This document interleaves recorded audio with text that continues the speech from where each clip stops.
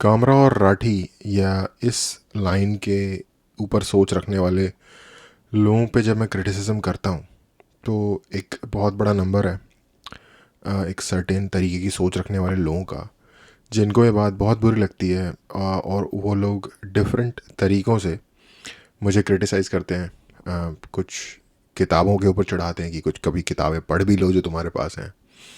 कुछ ये कहते हैं कि तुम्हारी जल रही है। कुछ कहते हैं कि तुम वटाबाउटरी करते हो। कुछ थोड़े और आगे बढ़ के बदतमीज़ी वाली बातें भी करते हैं। हर तरीके की बातें करते हैं। आज का दिन है उन लोगों को उनके दिलों में ठंडक डालने के लिए, क्योंकि उनका एक कॉमन नैरेटिव ये भी होता है कि अरे सरकार के पास जो गोदी मीडिया है मेन स्ट्रीम मीडिया पे, उसके बाद यूट्यूब पे भी तुम्हारे जैसे लोग आ जाते हैं। उनका ये कहने का मतलब है, इस बात को शायद वो कभी भी क्लियरली सुन नहीं पाते जब मैं कहता हूँ कि भाई मुझे कोई भी लगाव नहीं है इस गवर्नमेंट से, पर आज के टाइम में जो ऑप्शंस अवेलेबल हैं, क्योंकि सेकंड ऑप्शन है इनके बाद, अगर बीजेपी मोदी लेड बीजेपी अगर इंडिया के सेंट्रल गवर्नमेंट पे शासन नहीं करेगी तो दूसरा ऑप्शन है राहुल गांधी का। और राहुल गांधी को प्रधानमंत्री देखना एक बुरा सपना है। मनमोहन सिंह जी भी जब प्रधानमंत्री थे देश के, तो वो जो 10 साल में ठीक ठाक बेड़ा गर्क हुआ है कंट्री का, वो तो अलग बात है ही है, पर वो फिर भी एक ऐसे व्यक्ति थे जिन्होंने अपने एक सर्टेन फील्ड में एक सर्टेन महारत हासिल की थी। कहीं ना कहीं उनके अंदर का कोई ना कोई कंट्रोल मैकेनिज्म काम कर जाता अगर कोई क्रेजी आइडिया फ्लोट किया जाता किसी पार्टी की तरफ से। ऐसी उम्मीद है at least. Rahul Gandhi prime minister की सीट पे बैठना इमेजिन करना ऐसे है जैसे बंदर के हाथ में AK-47 आ गई हो, लोडेड अनलॉक्ड। अब वो क्या करेगा वो तो ना आप जानते हो ना मैं जानता हूँ, वो तो बंदर भी नहीं जानता। तो ये एक वैसी सी सिचुएशन है। सॉरी, मैं राहुल गांधी को बंदर नहीं कह रहा यहाँ पे, मैं एक सिचुएशन के लिए एक एग्जांपल दे रहा हूँ। और उसका रीज़न ये है कि मैंने अपनी कई सारी वीडियो में पहले भी कहा है, एक बार और रिपीट कर देता हूँ। राहुल गांधी जी के इंटेलेक्ट का मेरी नज़रों में जो लेवल है वो ये है, उनकी आज तक की जितनी भी पब्लिक स्पीचेस हैं जो मैंने देखी हैं, मैंने उन्हें आज तक कभी भी एक कोहेरेंट आइडिया प्रस्तुत करते हुए, इंट्रोड्यूस करते हुए, और उसके फ़ायदे उसके नुकसान क्यों होना चाहिए, हमारे लिए क्यों रेलिवेंट है, एक बेसिक एनालिसिस एक आइडिया का। तो बेसिकली आइडिया इंट्रोड्यूस करना और उसका बेसिक एनालिसिस करना, इस तरीके का एक पूरा कोहेरेंट आर्ग्यूमेंट बना के बात करना मैंने उन्हें नहीं देखा, एक बार भी नहीं देखा। उनका सिर्फ एक इंटरव्यू हुआ है जिसमें क्रिटिकल इंटरव्यू हुआ है, अर्नब गोस्वामी ने लिया था। वो इंटरव्यू देख के अगर थोड़ा सा भी आप एनालाइज कर सकते हो किसी व्यक्ति को, तो आप कहोगे कि यार ये बंदा कौन से प्लेनेट पे है और कौन सी टाइमलाइन में है और कौन से पैरेलल यूनिवर्स में है। क्योंकि इस दुनिया में तो जो ये बातें कर रहा है उसका डायरेक्टली कोई लेना देना हमारी रियलिटी से तो नहीं है और मेक सेंस भी नहीं कुछ कर रहा। एनीवे, तो आज है उन लोगों का के दिलों में ठंडक डालने का, उनके दिलों को ठंडा करने का दिन, क्योंकि उनका एक बहुत बड़ा क्रिटिसिज्म होता है कि मैं गवर्नमेंट का एक बहुत बड़ा पिट्ठू हूँ या इसी तरीके के दूसरे शब्द, चमचा, कुछ भी कह लो। तो दोस्तों, गवर्नमेंट ने कास्ट सेंसस, जो कि राहुल गांधी का आइडिया था, let's give credit where it belongs, उसको अप्रूव कर दिया है। पता नहीं क्या वर्ड कोई टर्म यूज़ कर रहे हैं, इन्यूमरेशन या पता नहीं क्या।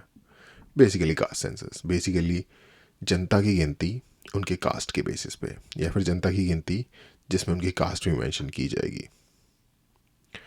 अब ये आइडिया इतना सिरे से चूतिया आइडिया है। अगर किसी कंट्री को डेवलप होना है, उस कंट्री को डुबाना है, तब तो ठीक, अच्छा आइडिया है, डुबाओ, तब करो इस आइडिया को इम्प्लीमेंट कि डुबाओ कंट्री को।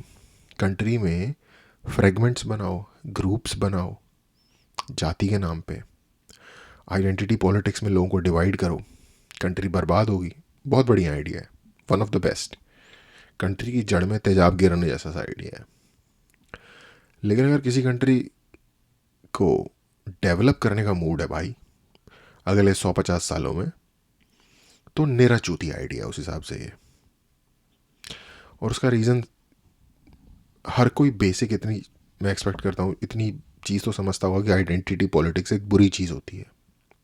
आइडेंटिटी पॉलिटिक्स में बेसिकली लोग किसी सर्टेन चीज़ के ऊपर बैंड होते हैं टुगेदर, आइडियोलॉजी पे नहीं। किसी एक सर्टेन केस में आइडियोलॉजी पे भी हो सकते हैं। अगर मान लो एक धार्मिक बहुत ज़्यादा कट्टरपंथ है, तो वो धर्म क्या है, एक बेसिकली एक सेट ऑफ आइडियाज़ ही है। तो वो ऑफ कोर्स आइडिया पे हो रहे हैं यूनाइट, अगर किसी धर्म के आधार पे लोग यूनाइट हो रहे हैं।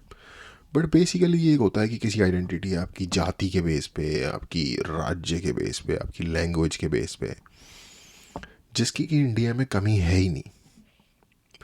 पहले ही सोसाइटी जो पूरी की पूरी इंडिया की है वो एक्सट्रीमली डिवाइडेड है।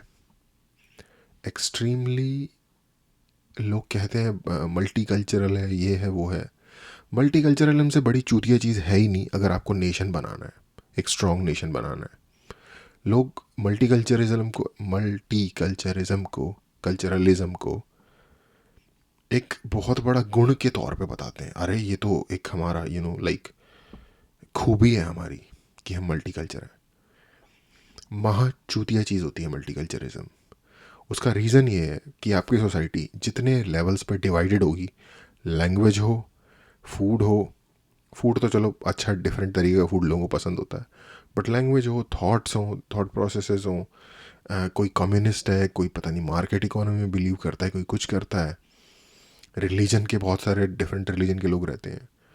आज के ज़माने की जो पोस्ट ट्रूथ की दुनिया है ना, जहाँ पे इंफॉर्मेशन वॉरफेयर ही चल रहा है पूरी दुनिया में दबा के, ऐसे सिचुएशन में एक इतनी ज़्यादा डाइवर्स कंट्री को डिवाइड करना कोई मुश्किल ही नहीं है।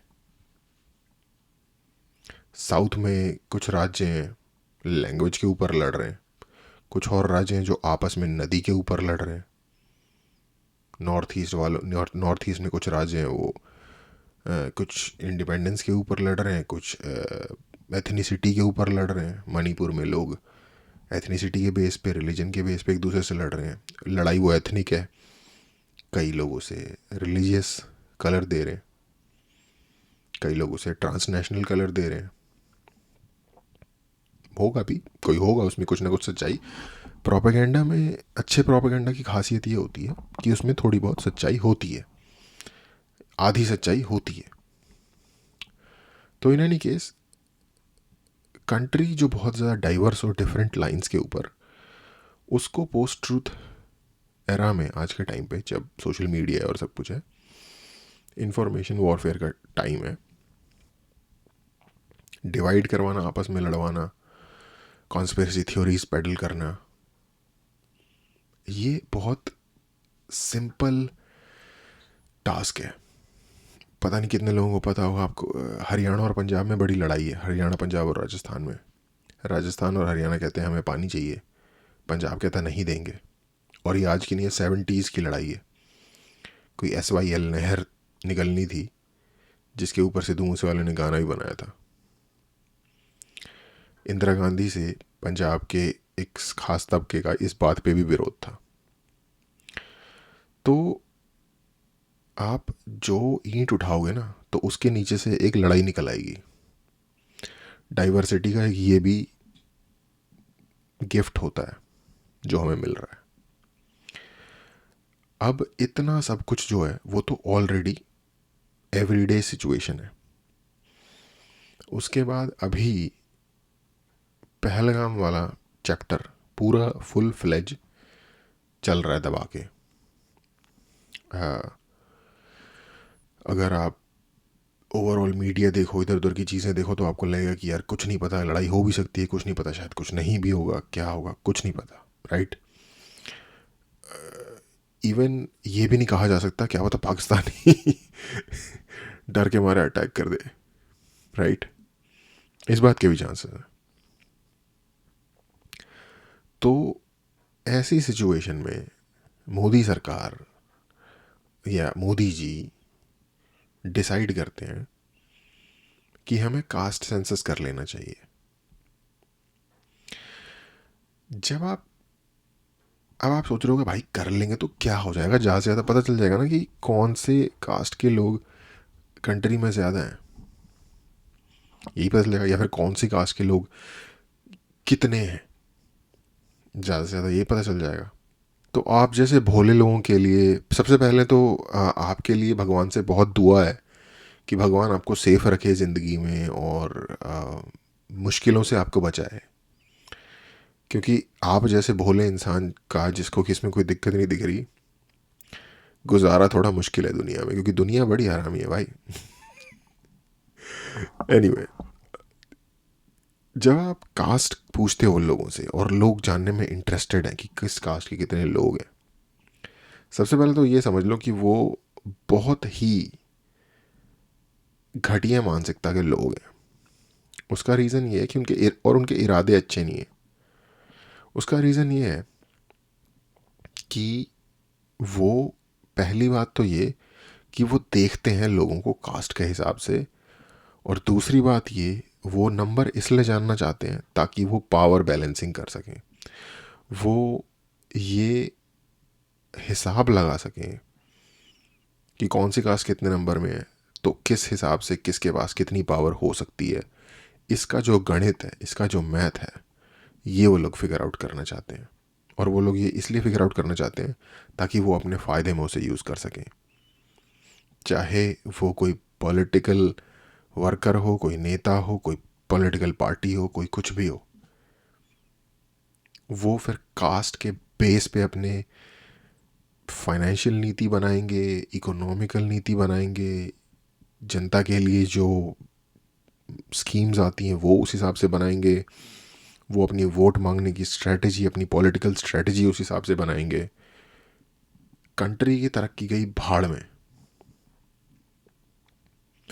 फोकस आएगा कि इस सिचुएशन, अब इस डेटा का फ़ायदा अपने लिए कैसे उठाया जा सकता है। हर वो एंटिटी जो पावर शेयरर है ओवरऑल हमारी कंट्री में, चाहे वो पॉलिटिकल पार्टीज हों, चाहे वो बड़ी बड़ी ऑर्गेनाइजेशंस हों, ये एक बड़ा वाइटल डेटा होगा उनके लिए। उनको पता चलेगा कि किसको टारगेट करना है, किसको अपनी तरफ मिलाना है, किसका क्या करना है, किस तरीके की नीति बनानी है कि जो सबसे बड़ा नंबर है वो हमारे पास आए, हमें सपोर्ट करे। तो फिर होगा क्या, सब कुछ डिसीजन जो होगा वो इस बेस पे होगा कि कौन सी जाति के कितने लोग हैं। तो बेसिकली किस पे होगा, जाति पे होगा। डिसीजंस लिए जाएंगे जाति के बेस पे।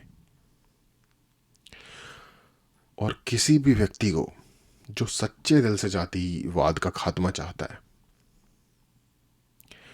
अगर सबसे इंपॉर्टेंट डिसीजन जाति के बेस पे ही लिए जा रहे हैं, तो उसके लिए तो ये सबसे बड़ी दुख खबरी, खुशखबरी का उल्टा क्या होता है, दुख खबरी, बदकिस्मती वाली न्यूज़, जो भी इसके लिए वर्ड है, सबसे बेकार न्यूज़ होनी चाहिए, सबसे अफसोसजनक न्यूज़ होनी चाहिए। आई डोंट नो अफसोसजनक कोई वर्ड है कि नहीं, लेकिन आप समझ रहे हो मैं क्या कहना चाहता हूँ। सैड न्यूज़, सैड लाइफ होनी चाहिए, क्योंकि गोल तो ये होना चाहिए ना कि जात का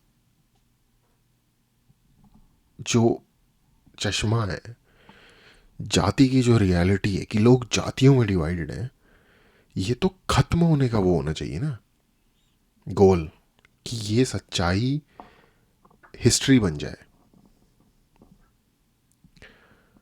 पर इस तरीके के कदम उठा के उसे सेट इन स्टोन किया जा रहा है बेसिकली। अब क्यों किया जा रहा है, क्योंकि कांग्रेस के राहुल गांधी जब किसी भी और मजबूत आधार उनको मिला नहीं, खुद तो खैर उनकी कैपेसिटी क्रेडिबिलिटी कुछ भी नहीं है, हर बार बैठ के बोल रहे होते हैं कि ब्राह्मण सारा ये खा गए, या फिर फलानी जाति के लोग खा गए, या फिर पिछड़ी जातियों को नहीं मिल रहा। खुद वो अपने आप को ब्राह्मण भी कहते हैं। तो भाई आप क्या कर रहे हो? निकलो भाई, हिमालय पहुंचो। आप क्यों पावर ग्रैब करने की कोशिश कर रहे हो? आप क्यों एमपी की सीट ले रखी है आपने? आप क्यों प्रधानमंत्री बनने की कोशिश कर रहे हैं? इनफ लोग नहीं बने आपके परिवार से प्रधानमंत्री अभी तक। आपके पिताजी भी थे, उनके माताजी भी थे, उनके पिताजी भी थे। एरिस्टोक्रेसी में रह रहे हैं क्या हम लोग कि अब आपको ही बनना है प्राइम मिनिस्टर?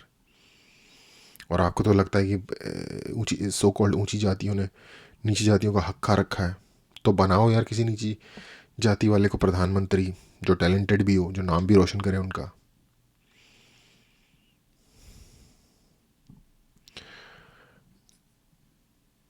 तो ये जो खुली हिपोक्रेसी है इन लोगों के एक्शंस और वर्ड्स के अंदर, इनको वो लोग तो शायद देख नहीं पाते होंगे, या देख के अनदेखा कर देते होंगे जिनसे इनको फ़ायदा होता होगा डायरेक्टली। लेकिन आम जनता कैसे इस चीज़ों के पीछे खड़ी हो जाती है अपने एक छोटे से पर्सनल फ़ायदे के लिए? मैं आपसे एक सवाल पूछता हूँ, अगर आप किसी भी ऐसे तबके से आते हो जिनको रिजर्वेशंस का लाभ, अगर रिजर्वेशन और बढ़ जाए तो ज़्यादा मिलेगा, क्या आप ऐसी सोसाइटी में रहना चाहते हो जो कंट्री कंटिन्यूसली डेवलपमेंट का जो उल्टा वर्ड होता है, जो भी बर्बाद होती चली जाए? मुझे अभी वर्ड नहीं सोच रहा, बट बर्बाद होती चली जाए हर तरीके से। क्योंकि अगर आप काम करने के लिए वो बंदे नहीं चुन रहे जो मेरिट पे आते हैं, जो टैलेंटेड हैं, जिनको अपना काम करने आता है, चाहे वो किसी भी जाति से हो, तो जो आपका आउटपुट होगा ना वर्क का, वो होगा घंटा बटा शून्य। ठीक है, ब्रिज गिर रहे होते हैं ना बिहार में, मैं बिहार से हूँ बाय द वे, ब्रिज गिर रहे होते हैं बिहार में, फुल जातिवाद चलता है बिहार में, तो बिहार पूरा अच्छी तरीके से घुसा हुआ है। बोलना कुछ और चाहता था लेकिन घुसा हुआ बोल देता हूँ अभी। तो पूरा इंडिया घुस जाएगा और क्या। देखो, अगर आप लोगों को ये लगता है ना कि डेवलपमेंट और तरक्की एक बाय डिफॉल्ट आउटकम है, तो आप लोग बहुत भोले हैं, माफ़ कीजिएगा। डेवलपमेंट और तरक्की एक बड़े ही ध्यान से, क्यूरेटेड तरीके से, बड़ी मेहनत से बनाए गए प्लान और उसको कंटिन्यूअसली काम करने के नतीजे में मिलता है। Continuous research, revision and hard work के नतीजे में मिलता है, और तब भी गारंटी नहीं है by the way. Otherwise by default पता है क्या है? बर्बादी।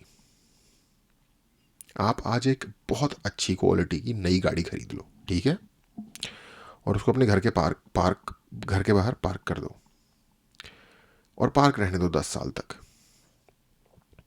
10 साल बाद ना वो कबाड़ के लायक भी शायद मुश्किल से रह जाए। कभी ड्राइव मत करना, बस खड़ी रहेगी, नई खड़ी है बिल्कुल। इस यूनिवर्स का बाय डिफॉल्ट स्टेट है बर्बादी, इरोजन, कोलैप्स। किसी भी चीज़ को अच्छी कंडीशन में रखने के लिए, खूबसूरत लगे वो, रोज़ साफ़ करना पड़ता है कंटिन्यूसली, डिपेंडिंग उन किस टाइप की चीज़ है। मान लो एक छोटा सा शो पीस भी है, तो भी उससे धूल हटा के साफ़ करना पड़ेगी आपको, रोज़ मेहनत और टाइम देना पड़ेगा। देश तो चलो छोड़ ही दो, तो खैर एक्स्ट्रा ऑर्डिनरीली कॉम्प्लेक्स सिस्टम है जिसमें मोर देन बिलियन पीपल रहते हैं हमारे देश में, ऑलमोस्ट 1.5 बिलियन। तो ठीक है, अब ये पता नहीं मोदी जी को कौन सा अनुभूति हुई है कि उनको लग रहा है कि ये अच्छा, इस बात की स्पेशली अभी के टाइम में, मतलब क्या सेंस बन रही है इस बात की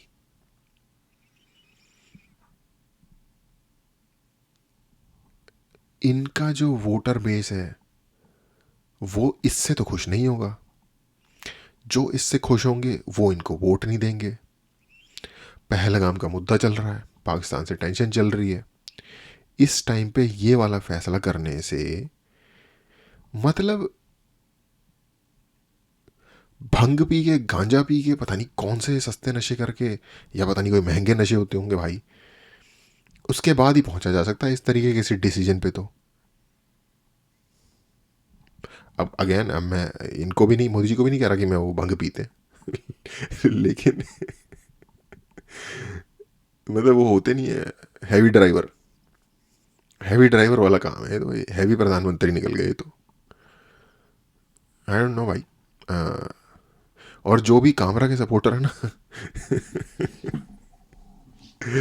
आ रहे हैं स्वाद, लो भाई कर दिया क्रिटिसाइज। जब फुद्दू डिसीजन लेंगे तो फुद्दू उनके ऊपर जवाब भी दिया जाएगा ना, उनको उनको उसी तरीके की बात भी बोली जाएगी। पर आपके फेवरेट नेता राहुल गांधी वो सपोर्ट कर रहे हैं। चारा चोर लालू यादव के जो बेटे हैं तेजस्वी यादव, वो सपोर्ट कर रहे हैं। शर्म देखो इनको कितनी नहीं आती।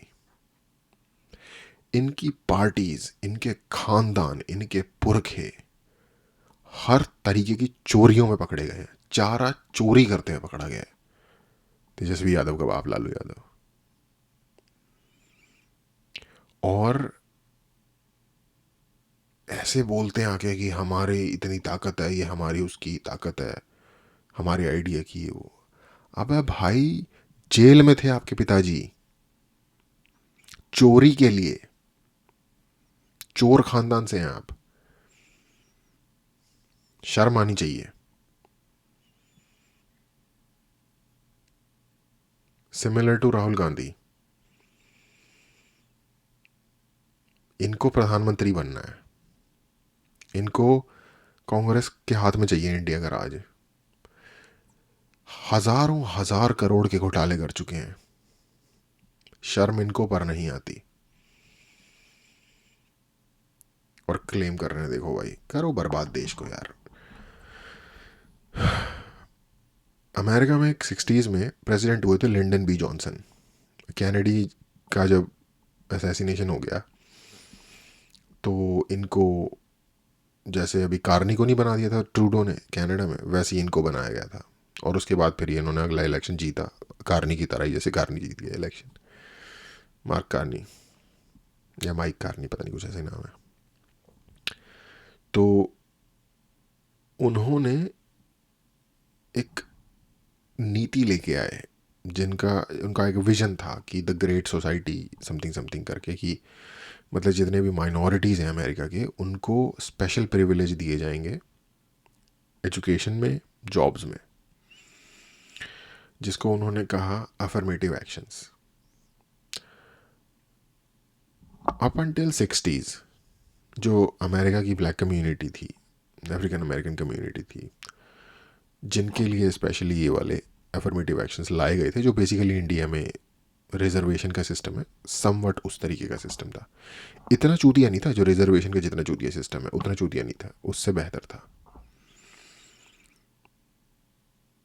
उससे पहले तक जो ब्लैक सोसाइटी थी अमेरिका की, they were doing pretty fine. They were doing financially well. They were very well represented, especially in sports and entertainment industries. And their families were fine. कोई इस तरीके की बात नहीं थी।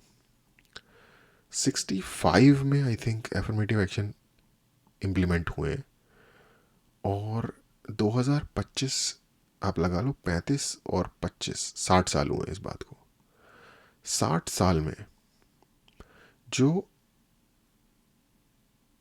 लटीनो और ब्लैक कम्युनिटी है, स्पेशली ब्लैक कम्युनिटी, उसका जो सोशल स्ट्रक्चर है, जो फैमिली स्ट्रक्चर है, वो किस लेवल पे बर्बाद है ये आप सोच नहीं सकते। वो सब, ये मेरी बात शायद बुरी लग सकती है, उनकी सोसाइटी का एक हिस्सा एक सब ह्यूमन जैसी लाइफ जीता है। जो मर्द हैं वो औरतों को प्रेग्नेंट करके गायब हो जाते हैं, और वो औरतें बच्चों को अपने सिंगल अकेले पालती हैं, और वो बच्चे पूरी तरीके से जो डेवलपमेंट उनकी होनी चाहिए हर तरीके से ओवरऑल वेल राउंडेड डेवलपमेंट वो नहीं होती। वो क्रिमिनल्स बनते हैं, वो इसी तरीके का डिविएंट बिहेवियर करते हैं, और ये चेन चलती चली जा रही है।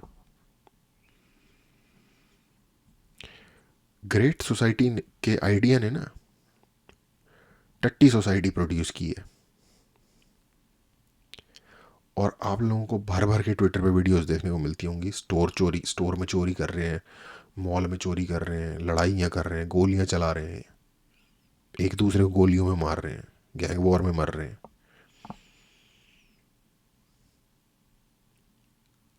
कोई भला नहीं हुआ उनका उन आइडियाज़ की वजह से जो ग्रेट सोसाइटी के आइडियाज़ थे।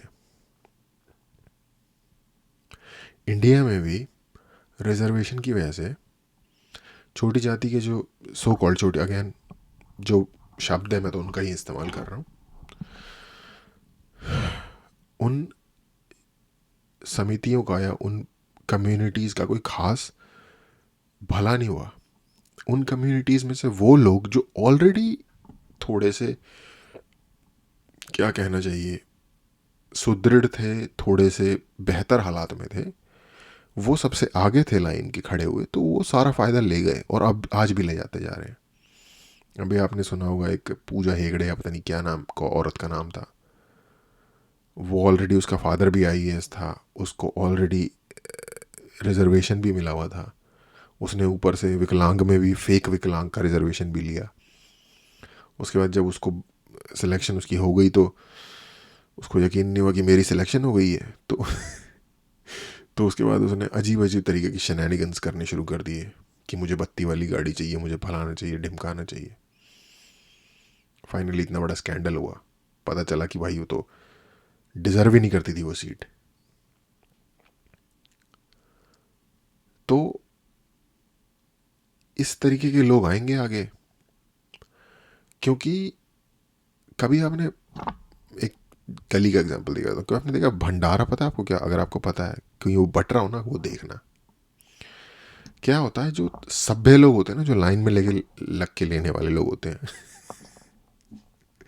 वो लाइन में लगे रह जाते हैं,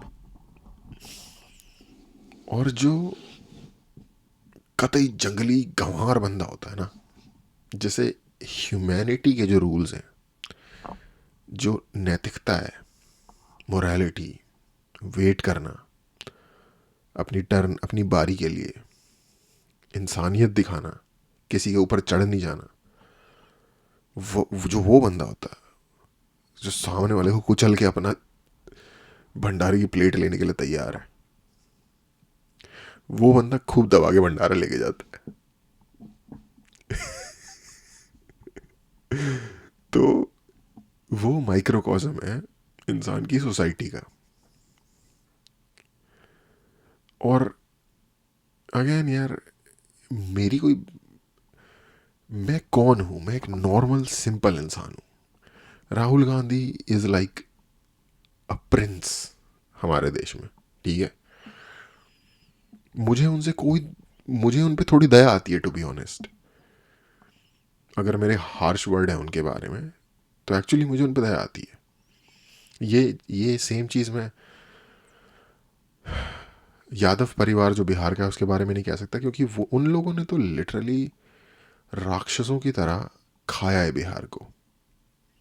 मैं बिहार से हूँ, तो उस राज्य का लिटरली सामूहिक बलात्कार हुआ है टू बी ऑनेस्ट, और होता आ रहा है और अभी भी हो रहा है, और तब से हो रहा है जब से वो देश में, ये देश आज़ाद हुआ है। और जो हमारे लोगों के हालात हैं शायद आगे भी होता रहेगा। तो वो मेरा एक पर्सनल इशू है, और जिसमें कि सबसे बड़ा हाथ इसी परिवार का है। तो उनसे, उनके लिए तो जो ही वर्ड यूज़ कर लिए जाए वही बड़े रिस्पेक्टफुल हैं। तो उनके बारे में नहीं मैं कहना चाहूँगा, पर हाँ राहुल गांधी के लिए मुझे आती है, क्योंकि मुझे लगता है कि या तो वो बंदा डिल्यूजनल है, या तो वो बंदा ऐसी जगह पैदा हो गया जहाँ पे वो यही कर सकता है बस, और कुछ वो कर ही नहीं सकता, ना उसको ऑप्शन दिए गए। उसको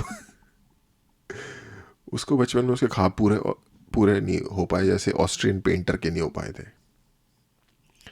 तो अब वो खतरनाक बन गए हैं देश के लिए बहुत मायनों में, वो एक अलग बात है। लेकिन कोई ऐसी मेरी पर्सनल लेवल पे इन लोगों से कोई ग्रज तो मेरा है नहीं, मैंने अपनी ज़िंदगी में कभी देखा भी नहीं है सामने सामने। लेकिन इनके जो आइडियाज़ हैं वो कंट्री को कर रहे हैं बहुत ज़्यादा बर्बाद। एनीवे, आई थिंक इस मामले में मैंने बहुत बोल लिया है। ये मेरे कुछ थोड़े से आइडियाज़ थे। आप इस कास्ट सेंसस के बारे में क्या सोचते हो? ये मुझे कमेंट में बताओ। आप जो भी सोचते हो मैं अग्री नहीं करने वाला आपसे, अगर आप इसके फेवर में हो।